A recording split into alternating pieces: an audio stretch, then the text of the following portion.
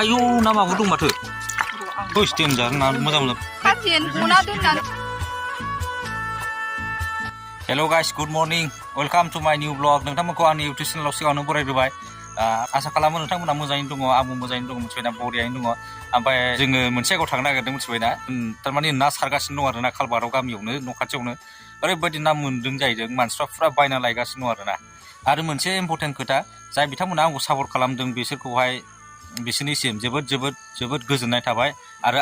आंबो सापर्ट खालामगोन आंबो नोंसिनि चेनेलखौ साबस्क्राइब खालामगोन आरो लोगोसे आंनि ससियेल एकाउन्टआव आंबो शेयार खालामना होगोन आरोना आंनि जा लोगोफोर दं साबस्क्राइब खालामगोन ओमफ्राय जागायजेननाय हिसाबै जोङो दा गावजों गाव बेबायदिनो जोङो सापर्ट होलायनांगौ आरो होलायगोन होननानै आं आसाबो खालामो आरो आंबो होगोन आरोना बेबायदिनो जों दावखोलांगोन मिथिबायना दा जोंनि बर'नि गेजेरावनो अनेक इउटुबारफोर दङ इउटुबार जानायनि सिमां लानानै फैनाय दं मिथिबायना जेनेबा मोननै मोनथाम 10टा 15टा भिडिअ होनानै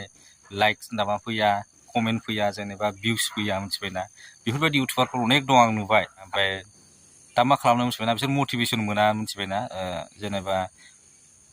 बानायनो गोसो जाना बानायसै कयेक दिन जेनेबा कयेक मास ओमफ्राय गोसो जाला मानो गोसो जाला होनना बुङोबा मटिभेसन मोनला रावनिफ्रायबो मेसेज हरला जेनेबा मोजां जादों गाज्रि जादों कमेन्ट हरनांगौ आरोना जेनेबा नोंना उमुक बुंनाया एसे मारैबा जादों बेखौ एसे सुद्राय बेफोरबायदि बुंनो हायो होमबा नों सुद्रायलायनो हायो आरोना दा बेफोरबायदिनो मिथिबायना ओमफ्राय बादो बेफोरखौहाय मिथिबायना आं नोंसोरजों सापर्ट दङ जाय नोङो इउटुबार जानो होननानै इउटुबाव आगान होदों बिसोरजों आं सापर्ट दङ जेब्लायबो थाबाय थागोन आरो जों बयबो बिदिनो दावगालांगोन जों बर'जों बर' हिसाबै जोङो गावजों गाव आखाइ हमलायनानै दावखोलांगोन आरोना समानैहाय आं दा नैबे ना सारनायाव थांनो नागिरदों मिथिबायना ना सारनायाव थांनोसो जागोन ना लायनो दा नङाबा नाया मोजां जोबजोबगोनसो नोगोर ना मोन्दोंनो ना लायनो नागिरदों नै ना सारगासिनो दं गामियावहायनो मोन्दोंनो ना फिथिख्रि बायदिसिना मा ना मोन्दों गासिनो दं फिथिख्रि आयौ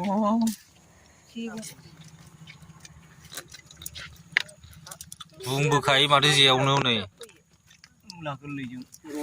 बाथानिमोन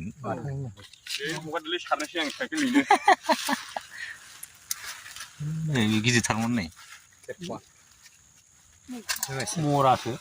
बाथाना माब्लाबाबो जिन्दा थाया औ बख'नायाव उदै सिङाव थांथारो ना होमबाना जेयाव सारनाय होनगोन ना नै खांसिलाया नै नोगोद नै आधा घन्टासो नामा नांगौ बख'नांगौ नाखौनो माथो बैयावसो हनै फिथिख्रिया बादै होनबाय आङो फवासे सिखुलाय फवासे मामा गालखाबाव हाबा गिदिरखौबो नोंसिना मावो गामियाव फाननायालाय नोङो एसे माबासोआ 10थासोआ फैखानांगौ ना बारायालाय माबा 10था हरबाथाय सेसलै बे बयनोबो नै आसल नाया बेयावसो दंजोबो बे बेंसिया हरखा बेंसिखौबो जायो आयो नै थथाया बेखौ लालै गिदिर दाम लादों न'आव हरदोलै बे बेंसियालाय बेसेबां बेंसिजों एखे नङा बेयाव दोननाया एखे दाम जानांगौब्रा बेयाव दोननाया एखे दाम जानांगौ बिदि जायो नामा सोरबा नै आयौ नामाबो दं माथो होस देनजार ना मोजां दं माथो बाहाय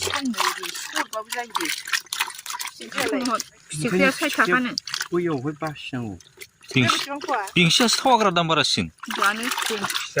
बस ना दंबोलै बाहाय नोगोरनो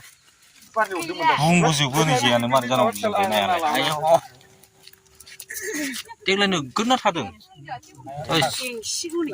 बेंसि फिथिख्रि ना गोरि नोगोर दं नै गना दोननानै दै लायदो नोगोर ना दङ नानि बागानसो नानि बागान ना मागुर ना गोरि बिसिबां गिदिर दङ फैखागोन जे बुरजासो फैयो खनसे सारगासिनावनो 1.5 केजिसो फैखायो फाग्लासो मा देनजार ना दङ माथो मालाय गावसोर लायो नायानो जे बुरजासो फैयो ना दाम गोसा लायोनो जि दानांसै आयै 100 थाखा गोरियाबो जों फिसाखौ हरना 80 थाखानि लाबोबाय नै दा जेसपारखौ सिख्लाव दोनलांगासिनो दं आं थांगासिनो दङ दिनै एमआइल दङ बर' ओमफ्राय जेसपारा फेसबुक गोदान बायनो फेसबुक गोदान हनै फैसा लाबोबाय 100 फेसबुक नांगौनो बेना फरिखाया मोननै थांखांबाय दासो सिगांनिखौ गाज्रि खालामबाय साला फेसबुक गोदाना नायनि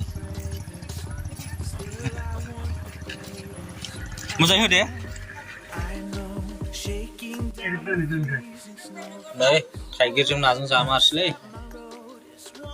थैसमा बायनोसै बायदि साबाय मोनामाजोंबो स्कुला गनानै लाबोजोब्बाय उनै मानसिफ्रा ओमफ्राय आं दासो थांगासिनो दङ नेखाबायलै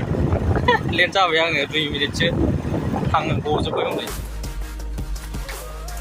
बेसरा थाबायबोगासिनो दङ दा लेट जाबाय गबाय जेसरखौ लाना थांगासिनो दङ ओंखाम जाहैसै थाइगिरजों नाजोंलै दिनै थाइगिरजों नाजों जेसराथ' थाइगिरखौ नोगोर जाखायो मार्चखौ न'आव दोनांगौ मारै जानांगौ